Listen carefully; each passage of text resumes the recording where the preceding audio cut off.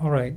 In the picture is Stanley Biber, Stanley H. Biber, surgeon extraordinaire, and a friend. I met him in the early 80s and would spend a number of my summers there for a few weeks each summer, working with him in his file rooms and so on. He's so interesting because he has this story. He was what they used to call a MASH surgeon. You've probably heard of that. In Korea, came out of the army. This is his story. Anyone who knows Dr. Biber will recognize it. Went to work in Trinidad, Colorado, a small mining town in southeastern Colorado. And a person came to him one day and said, "Can you do my surgery?" And as Dr. Biber would always say, he said, "Well, of course I can do your surgery," because he was a brash young surgeon, as he put it. I could just see him saying that. And he said, "Yes, but what is it? What is your surgery?" And she said, "I'm transsexual." And that began a process of him working with her and getting some notes, literally hand-drawn notes from some folks in New York, and thinking about it and planning it out and doing some early surgeries there in the 60s. And as time went on, he became world famous for doing surgeries for female to male and male to female individuals.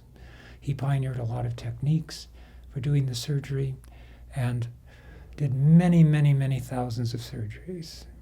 Fascinating person, owned a ranch, was literally a cattle rancher, was the doctor for this little town, worked with the town to show them there was nothing to fear from having these folks come from all over the world, literally, to do surgery in that little town.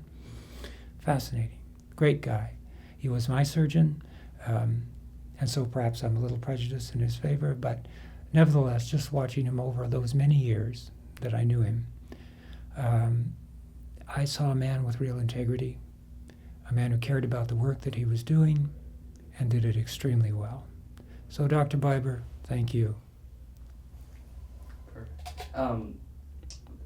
Trinidad, Colorado, where is that in Colorado? Yeah, Trinidad, Colorado. If you go to Denver, and you drive about 200 miles southeast, there will be Trinidad, Colorado, down near the border. Would you say that it was a pretty conservative area or a pretty liberal area at that time? If you can spell conservative with a very large capital C, that might have it. But the individuals that I knew in that town over the years that I went there, wonderful and caring folks. A great deal of education had to be done, and there were some in the town who never accepted the fact that Dr. Biber was doing these surgeries.